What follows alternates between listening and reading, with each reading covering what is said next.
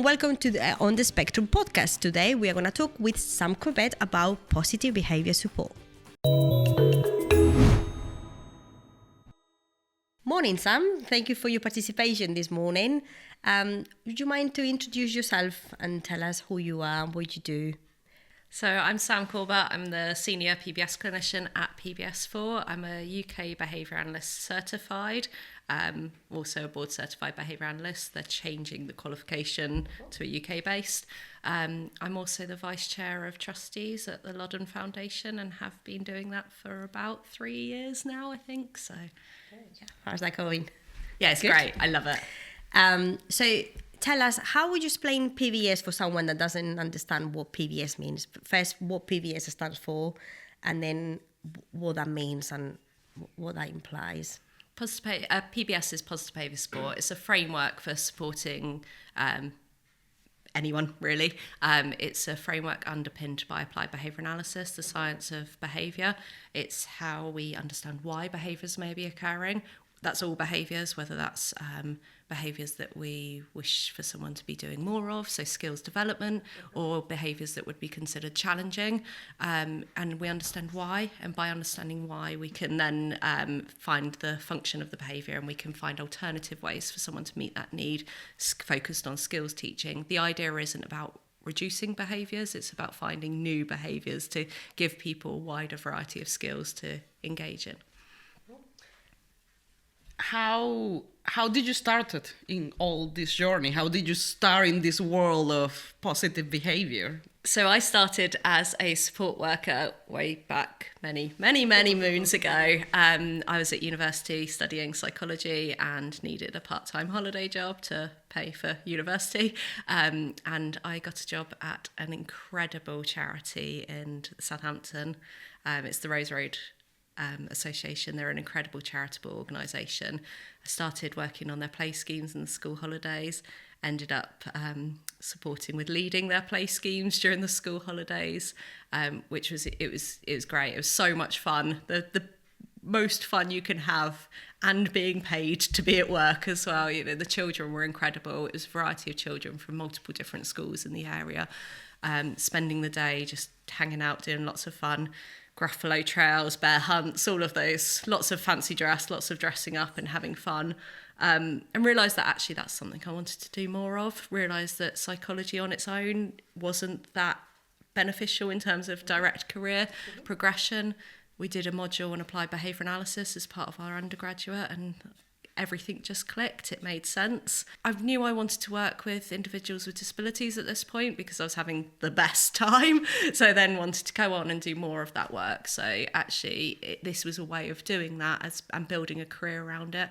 Like everyone that goes into, most people that go in to do psychology, they have these dreams and aspirations of being a clinical psychologist. And actually, I realised that this was a more direct route to the role that I wanted to be doing in the future. So I went off and got my master's. In the meantime, worked as a teaching assistant in primarily SEN schools, but lots of mainstream schools, working for an agency to get lots of experience. And then worked for a couple of quite large national organisations, and eventually 4.5 years ago joined PBS4 and have stayed there since. And how did you found the Loddon School? How did you became part of one of our trustees? So I've been a instructor for many years, since previous role. So I became an instructor as part of my role as a behaviour consultant. Prior to that, every organisation I've worked with since qualifying has always been a organisation that uses Skip.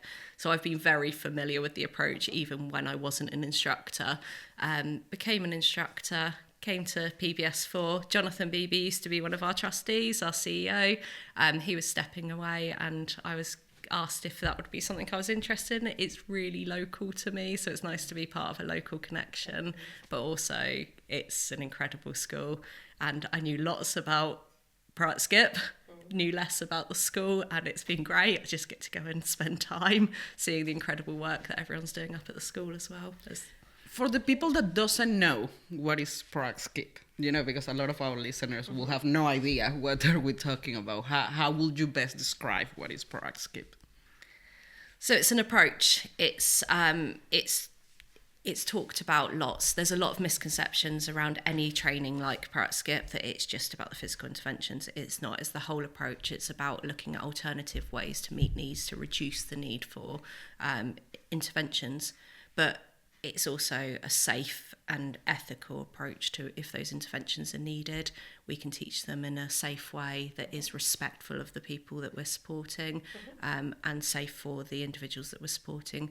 We work with many individuals that go through difficult periods, and they might need that additional support, and that Pratt Skip gives those strategies to understand why those situations may be occurring, look at alternatives, so the de-escalation, the redirection, and those active strategies. But also, if things are riskier and the person is in a situation where they may need additional support, there are safe interventions to be able to keep people safe. It's a really lovely framework. It puts the person we support at the heart of it, and continues to. The instructors deliver so passionately about what they do, and their personal experiences of supporting individuals, and it aligns with the positive behaviour support framework. So that's part of the reason, as in PBS4 we use it, because it aligns with our values and our approach to supporting individuals. So it sits really nicely within our whole induction and our whole approach within the organisation. Yeah, we are both practice skip instructors. Yeah, is something that sits at the heart of the school. The school, I think, the main things that differ us from other people or other approaches is practice skip and the plus curriculum. I will say is the two main things. And other thing that I like as well is that involves everybody around the person. So it's like you put the person in the center, everything is around the person, but also everybody around that individual is working for the best interest of that individual.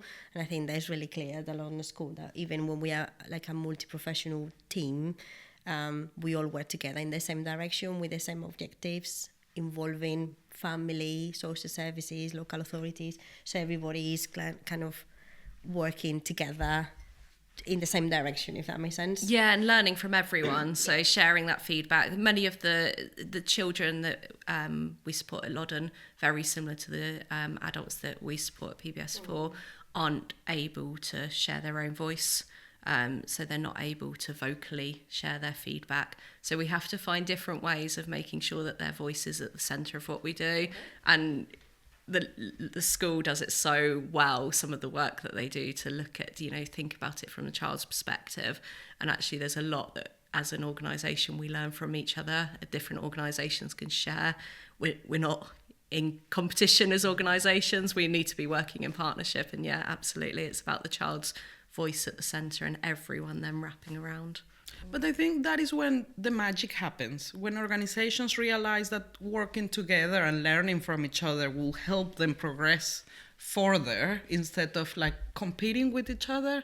My work is marketing and digital marketing. So for me, sharing information is the right way to go, sharing information and educating the community, other organizations, not like, no, this is mine and I don't want to share it. It's a beautiful segue onto the conference there.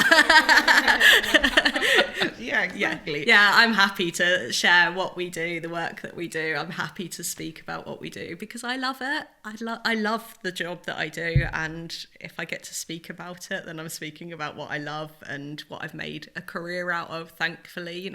Not many people can come to work and love what they do, but it's true. But also I think that sometimes these journeys are put people in a really lonely position. So especially for families, they think that they are on their own bubble. People are not going to understand. They feel like they don't know what's going to happen. They don't know what to do.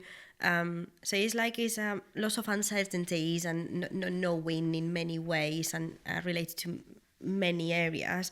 And I think when you start having a conversation with someone, like, actually, I know what you're feeling, I know what you're talking about, have you tried this, have you done this, have you spoken to this person, or am I not someone that can help you out, bring some light in there. So it's as well at the beginning of let's work together, instead of what Nairobi is saying, this is mine and only for me. If I do something that works for me, might work for you as well. So if you go, then you can use it and then pass it on along the way. that's helping. That's our job, is like helping others. And I think we can extend our reach area far and beyond as soon as we share with other professionals what we do. And actually, if it's good practice, good to share. Yeah, and I think you hit the nail on the head. Loneliness for families that are brand new to this world. You know, supporting individuals with disabilities is what I've done since I was I'm not really an adult now. since I started in my career. So you know but I've done it in employment. I don't know it from I've never experienced it from a family's perspective. It's not something that I've never had to fight to get the support right for my child or my loved one.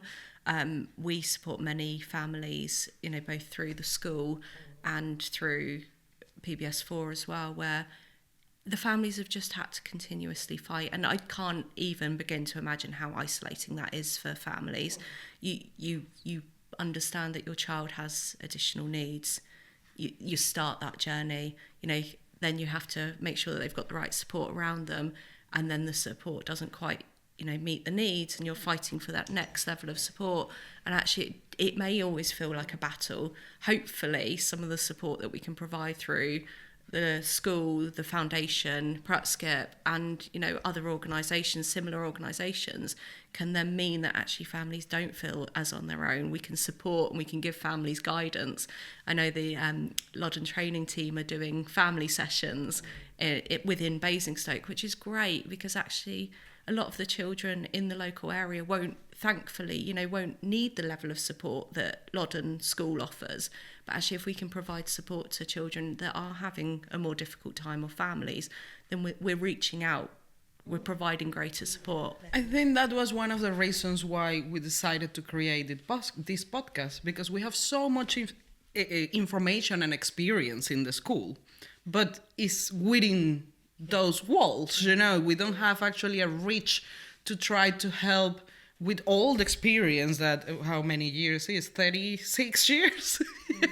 Because it's 1988 when the school was founded. So 36 years of experience, and like you say, families can feel very lonely sometimes because it's such a taboo subject to talk, and people feels ashamed. That is no reason why, but it's not something that you normally bring out. And I think between more people brings it out, more people speaks about it, it will normalize, talking about these subjects and asking for advice and saying, look, I need help, and reaching for it. Yeah, and I think as well it's important, it's both ways, because we might be 36 years saying or doing what we're doing, which is great, and definitely is working, and we are doing really well, and we are known for what we do, is it? But also things change, and there are things new that come along, and because you are in your bubble, you might not hear what's out there, and what is out there might be handy for us in the same way that what we do is handy for people that are out there. So it's like a double, I feed you and you feed me, and let's see how we can make it work. Do I make sense?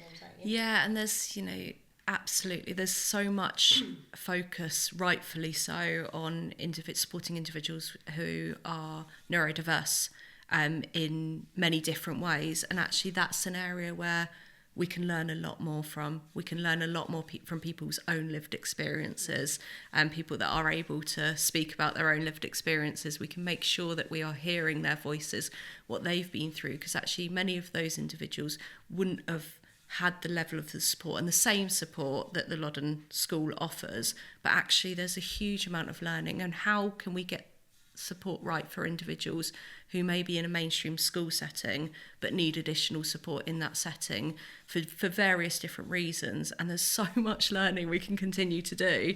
And we're in the echo chamber. We speak to each other because we know that we speak the same language, we understand what we do, and we're not very good at putting ourselves on that front and centre of that stage and saying, I want to speak to people that I don't know what you do, and I don't know what support you need, and I want to learn. And we're very comfortable in our little space, in our little bubble, and things like this mean that we can branch out. And for example, Proactive Skip, I have found some of of the things very useful even with my daughter. Do you know that they are applicable? They are. So I think even in a mainstream practice kit will be something that you can apply. Because behaviors, you have them if you are neurodiverse or you're neurotypical. You know, like it's not only one group of people. Yeah, we did a presentation a few months back, and it was part of a festival. It's called Pythons of Science. It's a conference in a pub. It's excellent. And we presented on applied behaviour analysis and what it is and how it fits into day-to-day life and the kind of support around it, talking about Tesco's and your shop and how your behaviours are influenced by the shopping purchases. There's so many different systems and schemes out there to encourage eco behaviour, you know, taking your carrier bags to shops and stuff. Behaviour science is everywhere. And actually we get so stuck in rigid thinking about it being just for individuals with disabilities. That's not the case. You know, behaviour science principles apply to all of us, everywhere around us, and it's the reason why we are motivated to turn up to work. It's the reason why we do certain actions. It's the reason why you walk down Lidl's and you can't come out without half the shop. It's all of the behaviour science around us, and people forget that. We're so ingrained in it being as part of our day-to-day work that we forget about how it impacts, you know, your colleagues that you're working with, how it can impact their behaviour as well. That's what we have. A marketing manager, marketing in lives. What marketing people do?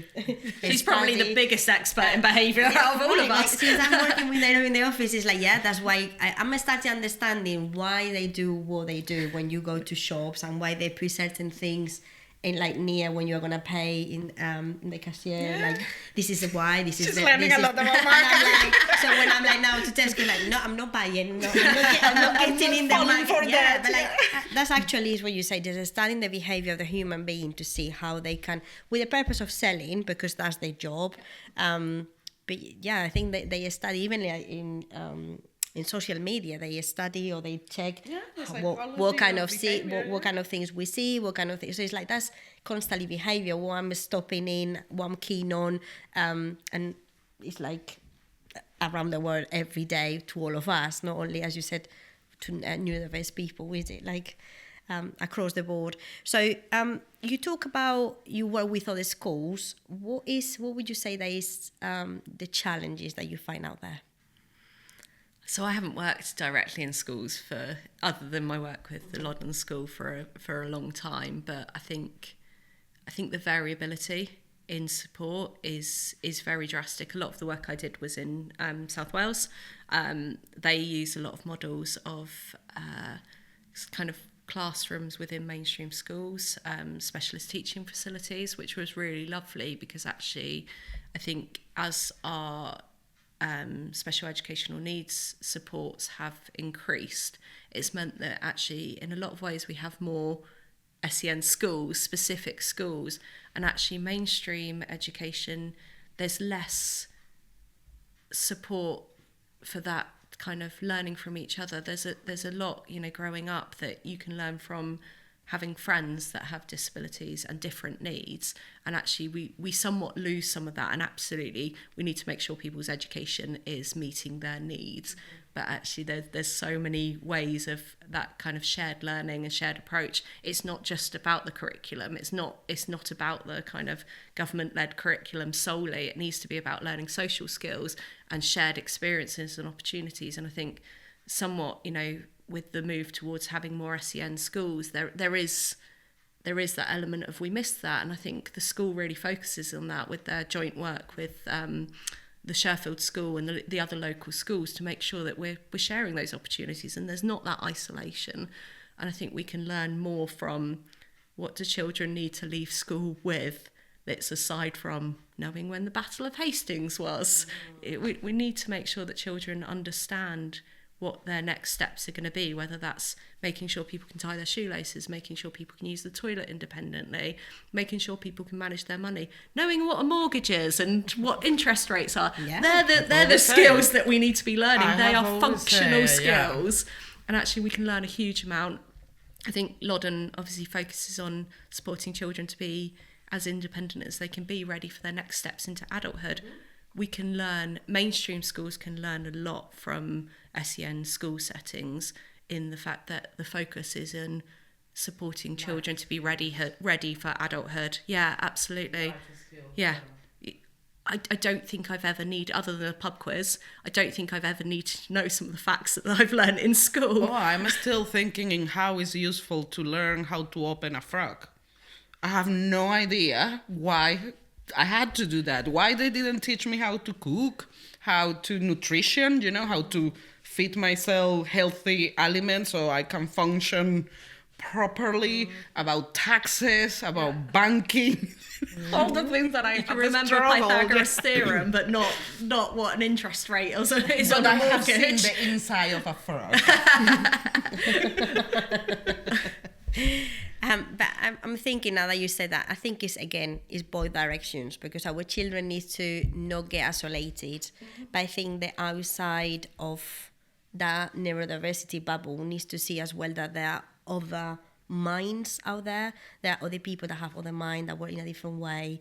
And I was interviewing a person the other day that has worked in Singapore, and she said that the principal of the school created like a combined school where they have mainstream school with certain classes that they were like our students at Loddon, and they combined together, like they live together. So in certain ways they were doing separate work, but then in many others they were actually living together and then having a school life together. So she was explaining, and I found that like amazing, that when the neurodiverse children or children with autism were displaying those behaviors, like because they were stimming or because they were upset and they need to use their behaviors to communicate, the other children find that normal and they understood what happened, why happened, and even how to support the student to maybe not reach that crisis point and redirect the situation in a really normal way, like we do every day. So you see a child at Loddon upset and you know exactly what to do. You won't put any face or like, oh my God, you know exactly what's going on. You know what to do, how to do it. You will act like as normal as you are now. Meanwhile, the children are like, and they get really surprised. But those ones, they were really familiarized with what was going on, and they were like confident to go there and say, don't worry, what you need, what's going on, and redirect the behavior somewhere else. And I found that really nice, because those are the adults of the tomorrow society, and they're going to find those people there. And then you want as well them to understand that not everybody's like me, not everybody thinks like me, not everybody acts like me. So that makes their work better. So it makes, like, it's really like like philosophy here, like our they're playing in that level. I think it's about exposing, you know? Like I say, I bring my daughter to the school quite often. To be honest, it's because I'm a single mother and I don't have another option. but it has been great, because my daughter, other people sees on the street, you know, kids with autism, and they get a little bit fearful just because it's different. Yeah. Bella's not like that. Bella says, oh no, mommy, they're different. I'm different. Everybody's different. She have, in her eyes, it's quite normal, because she have kind of been brought up like that. And I think it's about normalizing and exposing ourselves to each other and seeing we're all different, but we all can learn about each other. It's not a right way to be. And that was my growing up experience. Both my parents are learning disability nurses. So I grew up in this world. This was my, you know, my family, friends, they're all learning disability nurses. They all work in relative areas that, you know, that's the world I grew up in. And for me, that was quite a familiar world. Probably makes sense why I've ended up in this sector. We know what your daughter's career path is going to be now. But I think for me, like you said, that was my day to day. That was, you know, that was the support that I understood, and that was the support that we were provided, you know, that in different areas. But actually in schools, you weren't seeing that diversity.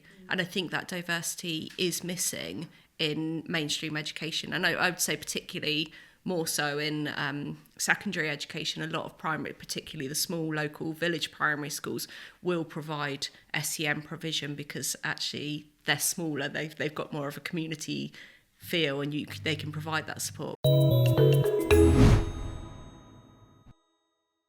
Right, so when we are talking about building, because I know in your conferences you talk about something that is called Rapport. I would like you to define what that means and why it's important to build that rapport with the people that we are working with. Rapport is one of my favourite subjects to talk about. I think it gets forgotten about. I think David Petoniak talks about it much better than I do. He has some incredible videos of coverage versus relationship. We are spending so much time in people's lives, but we work on this model of, if you can meet someone's needs, then you're going to be, if you can follow the protocols and follow the process and you can support people as per the paperwork and the guidance, then you're going to be a good person in that person's life.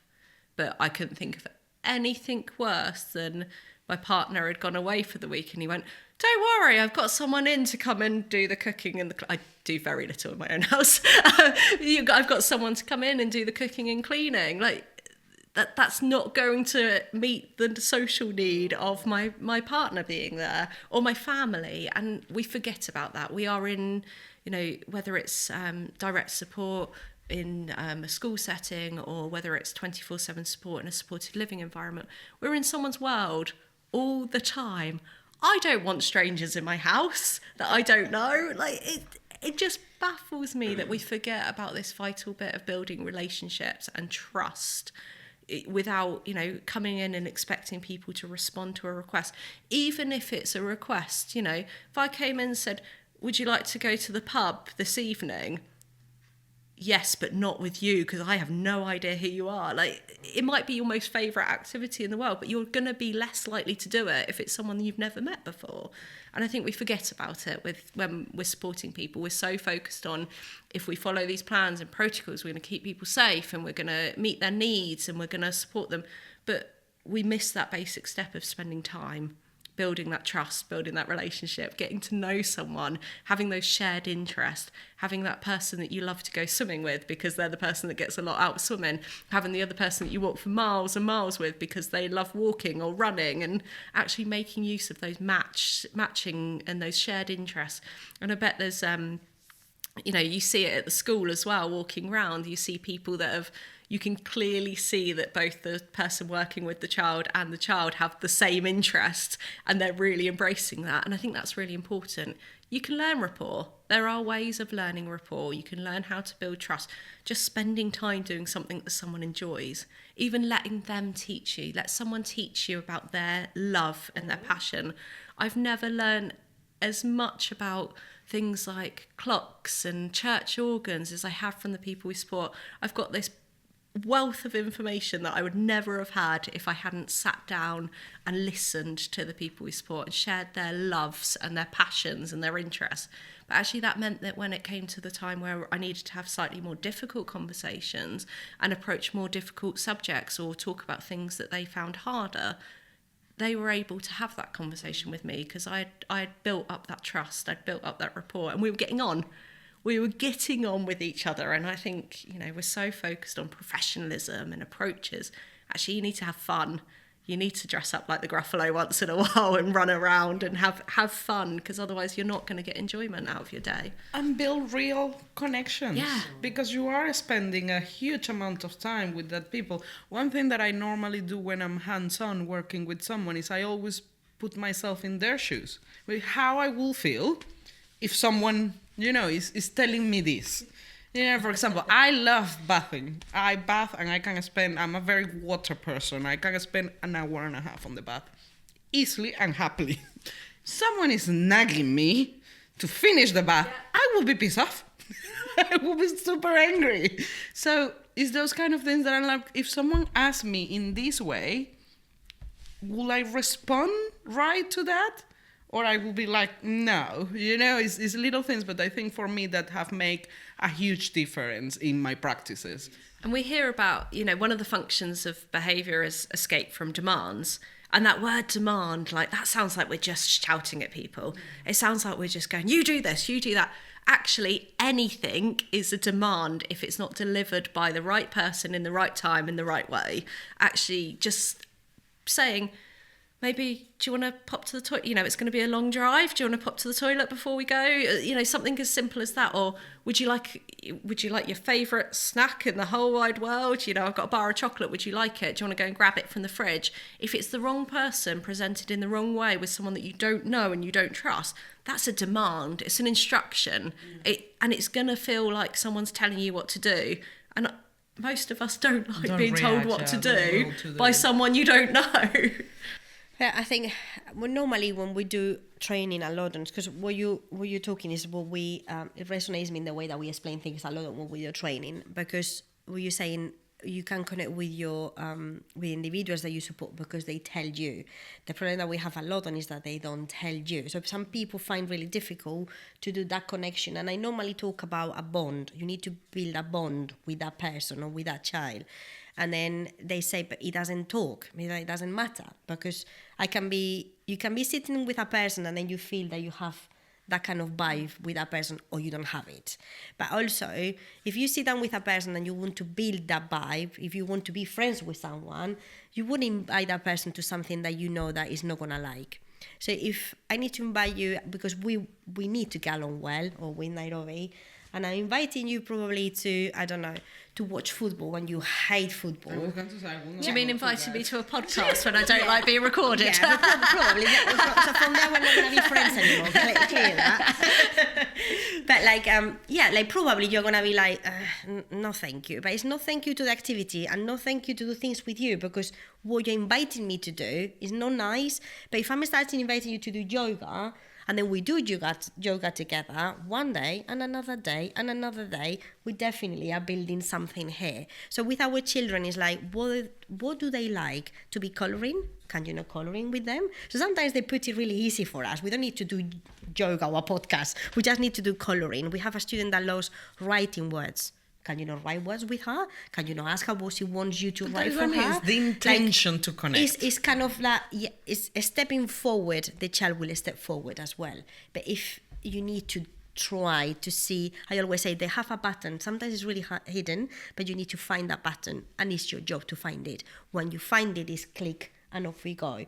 But you cannot expect the child to always come to you and do what you like. It's as well you doing what they like. And I used to have a student that loved dancing, playing with Alexa, play. Mm-hmm. And then start with playing and dancing along with him, like singing. He will be mad, like, there we go, there, ha, ha, ha. He loved it. And we used to dance along with him for half an hour, for 40 minutes. And then he will sit down with us. He will be here sitting down with us, listening to our conversation. He loved to be that social, even if he couldn't participate verbally, but he loved to spend that time with us. And I think that that's important as well, rather than, okay, off we go, just the demand and that's it. But can you imagine if you came home on a Friday evening and someone in your home, you know, one of your family members or a partner, they went,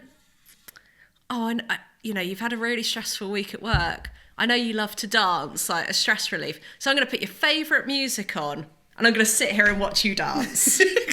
How weird would that be? But like, how often do we see that in supported environments? That I'm going to give you your favourite activity and I'm going to sit here and wait for you to do your favourite activity. Like, that's not okay. Like, and I think as soon as you start to pull it into your own like situation, you go, we need to do something differently. And I think for me, I like to talk. Like, I'm quite happy chatting about anything that will come across. I had to really learn that not everyone likes to speak. Some people are really comfortable in silence, and that makes me feel quite uncomfortable because I like to fill the silence.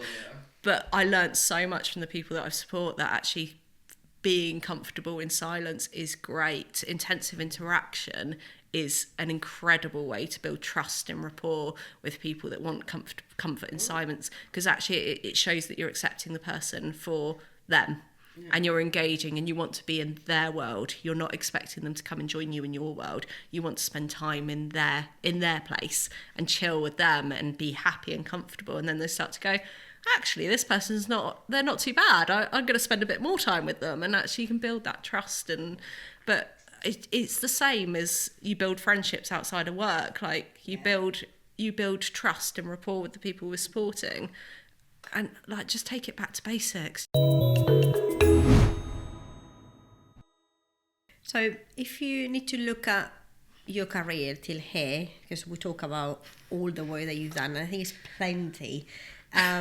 Is there any moment that stands for you and it was like a turning point for you, like something that changed you or changed your decisions to move forward? It's a very deep question. I know. I don't think I'm that deep. Yeah, another jet. No. I think it was a gradual. Yeah, I think I obviously started doing support work, just having fun every day. I was like, someone's paying me to just go like paint, run around, like dress up. Like someone's actually willing to pay me for this job. Like To have fun. yeah, like this is amazing. I think I probably have some secret aspirations to be a CBeebies presenter. It's not that secret. To somewhere along the line, and actually I felt like, I was getting to do that fun. I thought, actually, is there a way I can do this role, put into practice the stuff that I'm learning through my degree and things? I probably did psychology because I had some interest in it. Every university in the country did psychology. I knew I wanted to go to uni. Swansea was on a beach. That sounded like a great idea. So I kind of fell into it. I think it was, understanding, doing the job, and then going to those modules in behaviour analysis and going, actually, something makes sense here. Something makes sense, and actually I could do something with this. I could do something that would help to build what I do. And then I've worked with under fives and adults, and I love working with children. Like it's so much fun. My back probably couldn't hold up to working with children anymore and running around quite as much, but I love it. I get so much joy and fun. But actually what I realised when I did some placements, I did a placement within one of the NHS behaviour support teams and realised that actually there's not enough support out there for adults. We're not getting the support right for adults. We're forgetting that people continue to learn into adulthood. We're also not getting the training right for people coming into this sector. We're expecting people to, come on a couple of days training course and then go, good luck. Actually learning, you learn, and we know this through kind of school and Pratt Skip, that the learning doesn't stop when you leave the classroom. And actually the inductions and the support that we could give people could be better. And kind of, it was just like picking up those little bits and running away with it. And then suddenly I'm in this career that's just kind of continued, and I turn up to work and have a great time. But it is very rewarding. I think this field in general is a very rewarding field because you feel like you're making a difference, like you are contributed in some kind of way with people that are struggling or that they maybe didn't find us, their situation will be very different. I think it's tough as well. I think we talk about, like you hear about how rewarding working in social care is, or education. I think we don't talk openly enough about how tough it is and how difficult, like particularly the last few years are. Everyone worked really hard and worked through COVID, and I hate talking about it, but it was post-COVID that we found tougher because actually we're in a whole new world, and I think it is stressful. It's sad. You're not seeing, you think that you've understood something, and then a child has a really difficult day, or someone you're supporting has a really difficult day, and you go, I haven't understood this as well as I thought I had. Actually, and, the guilt, I feel like I've caused that situation. That's very real. And you don't switch that off when you go home like you do. If you work at a computer and you can switch your computer off and leave at the end of the day, you don't take it home in the same way. Like you are going to take this job home. And if you're having a tough time at home, you're going to come into work and go, yeah, no, I can't put that brave face on. So actually, I think we need to be more open about that. Actually, it's not always that easy. Because we are humans, and you have your own life as well happening at the same time, have you? So normally say you live your life at the gate, but how real is that? Because when you're having problems at home, either you have a member of your family really sick or has passed away, or you're having problems with your partner, you're getting a divorce, or you have your child that has learning disabilities or problems in the school, or I don't know, like how many problems you can have in your, that lives with you and comes to work with you and affects the way you mood, the way you take decisions, and that somehow impacts in the individuals that you're supporting, in the children in this case. And yeah, we try to put it back and say, let's have, and I had really bad days, and then that dancing with that child I was telling you before, guys, like, you know, when you come like, this is a bad day, not great at work, outside work, not great in work, because you have difficult moments with challenging children and with challenging behaviors, and it comes at 4 and it's like, I don't feel like dancing now, I don't have that. But I was like, come on then, we need to do it for him. And I remember putting that Alexa and then having the time of my life is like either yes or yes, and then you were leaving at 4:30 like, well, actually, I think I'm going to carry on playing Alexa at home. So sometimes they can change even your mood.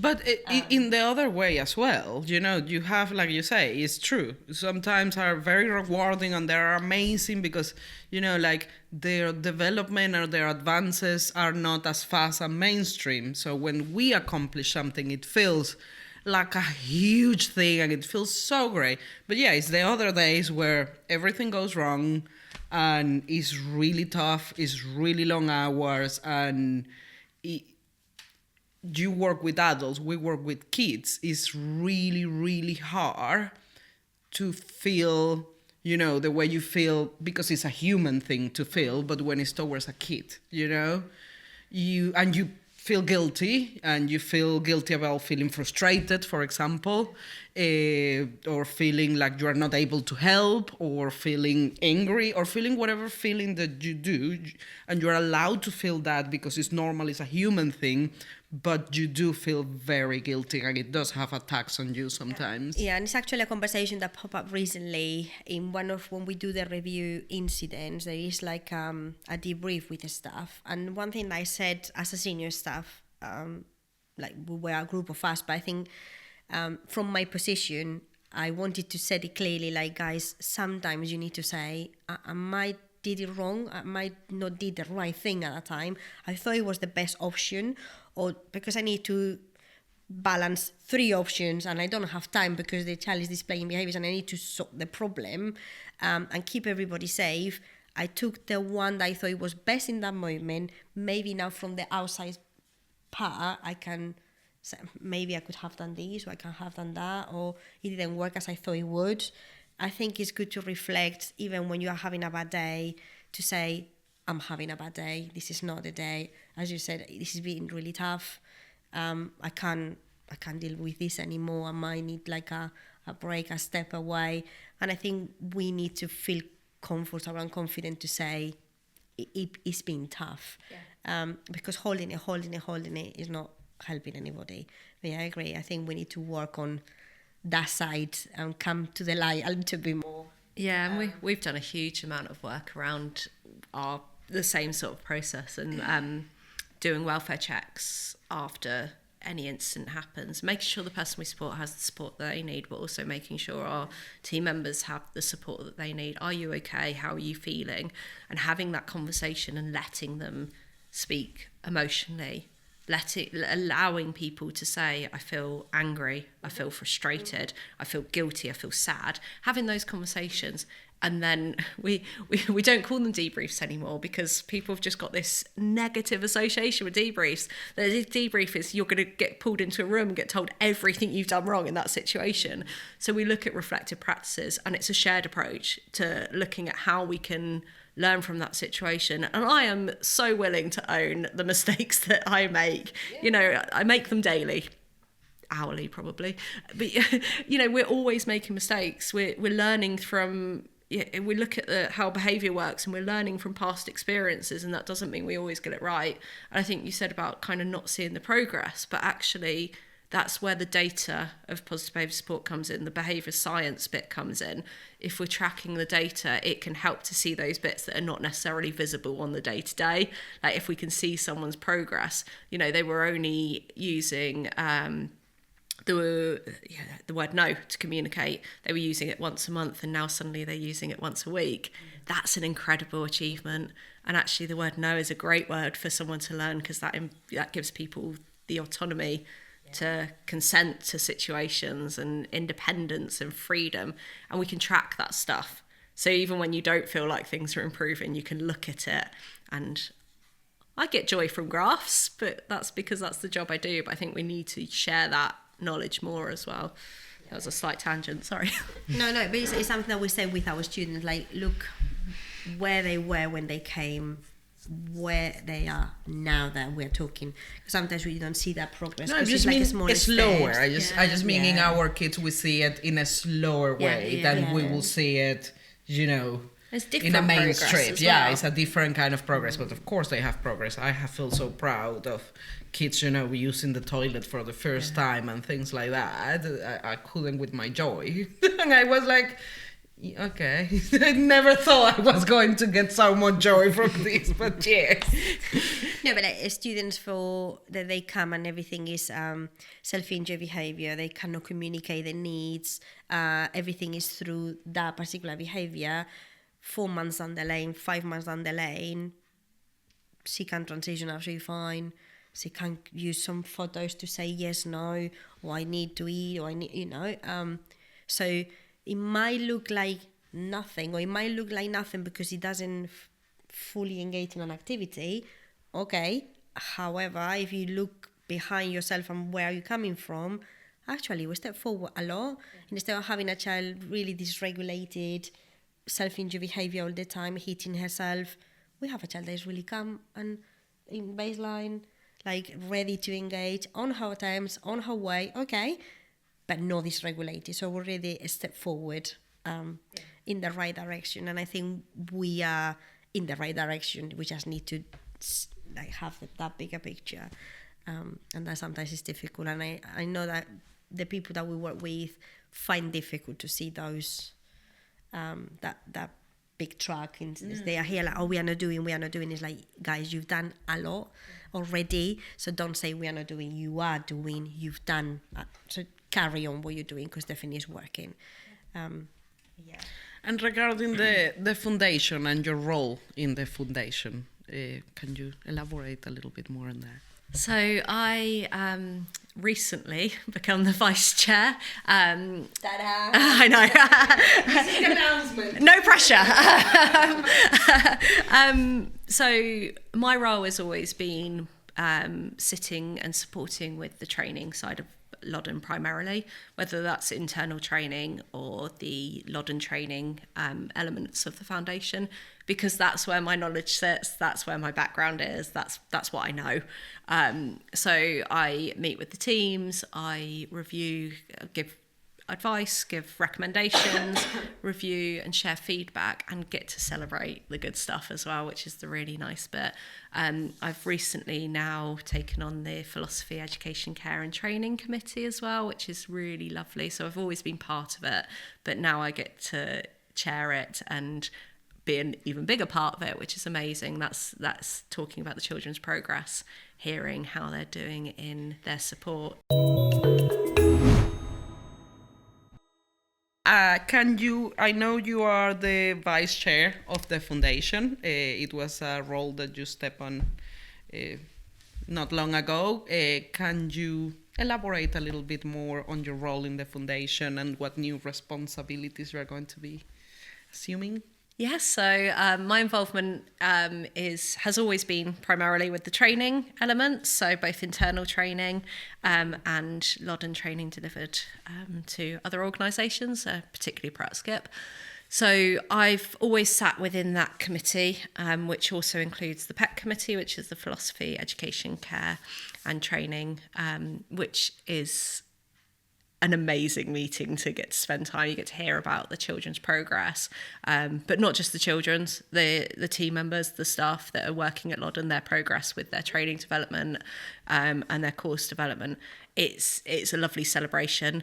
I think the role of the trustee is to essentially be that kind of critical friend. So we're there to support the foundation and everything, and safeguard the children and make sure we're challenging appropriately where there might be things that we could see could be done differently or areas for improvement.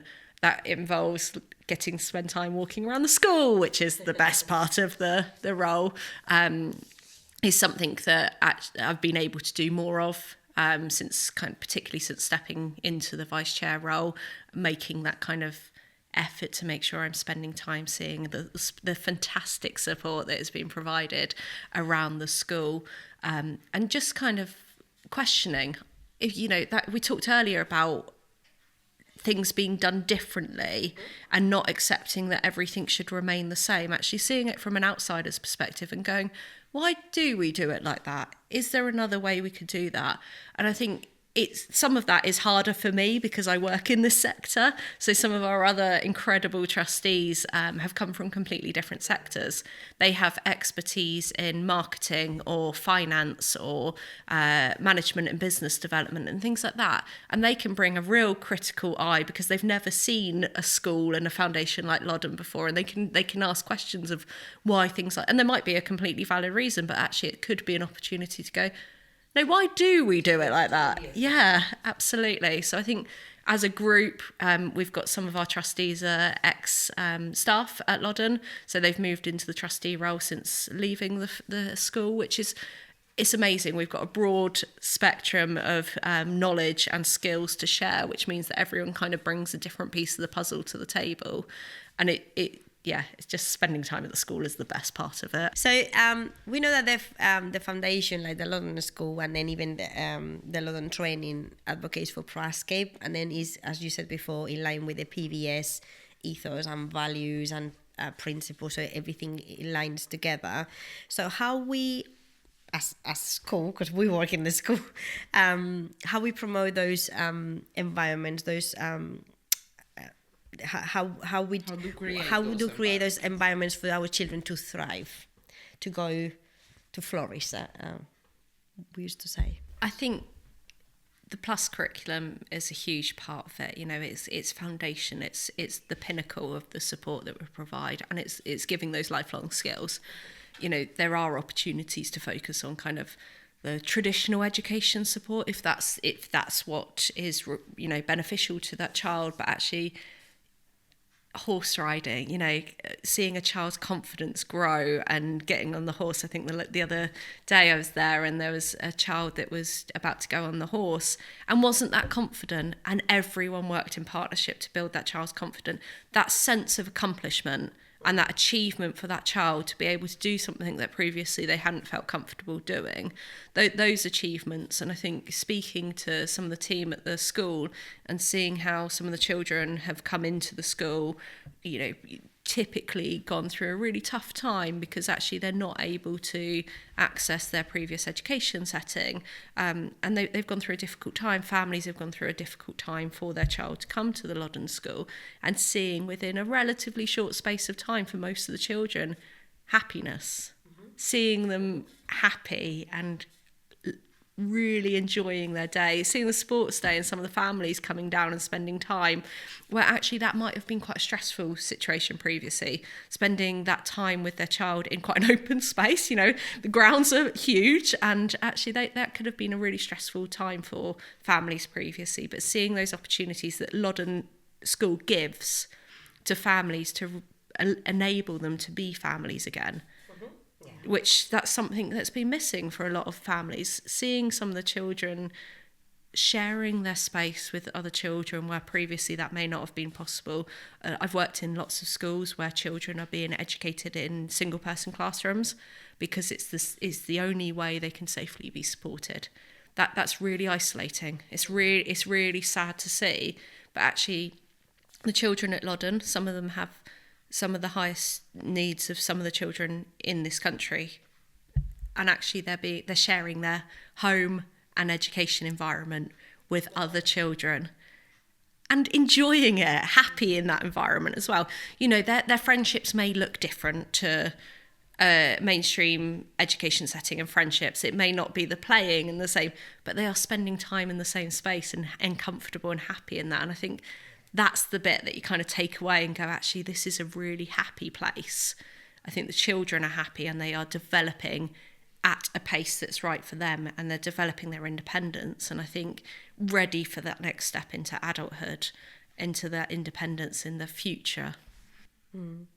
Yeah, I think came to my head because we were watching a video the other day in social media from one of our parents, and she was recording her daughter next to her in the car, happily sitting, regulated. It made me cry because it's one of my students.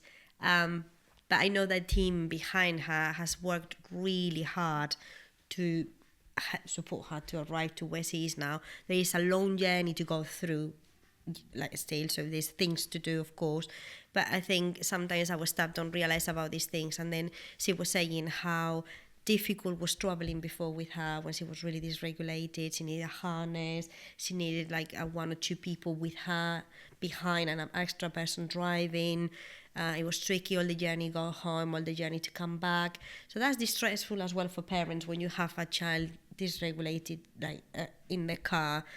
And then it was this time on their own. So she was only mum with her, just with the belt, flicking the sensory toys. And you could see that she was relaxed, happy, smiling, happy to be with mum in the car. She knew she was going home. And I think that's for us the representation of what we do. Or when you sit down in a review and parents are telling you, or the IRO is asking to parents, oh, what do you think about the school? Is there anything or any complaint or good or bad? Is there anything to say? And they are sitting, both of them, like, it's a miracle. It's like, it's marvelous. We would never say that he will eat rice. We would never say that he will go in like on a horse. We've been fighting, and they told us that the hips are like this, or this is. So they tell you things that in a long journey nobody spot or nobody said or nobody tackle, and then you come a lot on and it's like, right, this is what we saw, this is the connection with the doctor, with the GP, we're gonna do this, then the OT comes along, then the teacher, then the CSM. So it's always like it comes along, and then you sit down, and it's because it's us who received those messages. Yeah, I think we're going to use the time to say to the Loddon team that well done, guys, because you definitely do a really good job. I think you both agree with me in here. 100%. I remember I don't know if it was a festival or the sports day, because my memory is shocking, but we have the mechanical bull, and one of the parents came and was like, this is amazing. Like, I it's something so small, but I will never ever think my kid will be able to go on one of these things, this will not be possible. And seeing her there, and she's having like the time of her life and is smiling and everything, she was like, this, like, what you guys do, because sometimes we try things that don't work, I think was a basketball thing, but it was made of like inflatables. So the kids thought it was an inflatable. They didn't want to throw balls at them. They wanted to jump on it. So we're definitely not hiring that one again. But I mean, it's about that. It's about trying, and some things work, and sometimes it's not going to work. But that's okay. We learn from it. So, but that mom, like warmed my heart. She gave me a big hug. She was like, "This is amazing. Thank you so much." That is when I say, your job can be very rewarding. Sometimes it feels great, but yes, you do have the very, very tough times as well. And the team, yeah, you're right. The team at Loddon, in all aspects, everyone who does their individual roles is what makes Loddon incredible. And, you've got the direct support team who are spending one-to-one time with the children, that the work that they're doing is very apparent and very visible. But then you've got all the other teams that kind of in the background and making sure that everything is working effectively. I think, you've got a school that's got so many elements to it that enables the children to be living their best lives. And it's amazing, and seeing everyone working together. And it's a really happy environment. I think everyone works together in a really happy way. And then having Loddon training to be able to share that knowledge externally, but also bringing what they're learning in and sharing that with the school as well, it just enables that kind of greater learning. And sharing with other organizations as well. Yeah. Like the Loddon Conference is all about that. It's about networking and, sharing experience and sharing practices and making each other's practices better. So I think it is like a holistic approach because it encompasses everything. Yeah. Right, so to wrap up and to finish, you've done really well today. Thank you, Sam. Right, it's a pleasure to have you here. Can you tell us, or can you tell our listeners one takeaway, one thing that you would like them to have after this conversation? So if they need to take something with them, what that would be? It can be related to anything with PBS related. This is our topic today. That's a big question. I think I'm always going to talk about it. Take time to build relationships and rapport and trust. It is the foundation of positive behaviour support. If you don't have relationships and rapport and trust with the people that you're spending time with, whether that's colleagues or people you're directly supporting, the next steps are not going to come. And just spend time having fun. You'll enjoy if you're working in this sector, you'll enjoy your job a lot more if you find common interests with people that you're supporting and working with. But ultimately, it needs to be the fundamental. And sometimes we forget that. We jump into these more complex strategies and recommendations. We forget the basics. Are we enjoying time in each other's company? And are we building those relationships? Because that's going to set the foundation. Good. So without having fun, I think that I like that. Have so fun. Without having fun, because we had fun today, didn't we? We go to the next episode. So till the time, stay on the spectrum.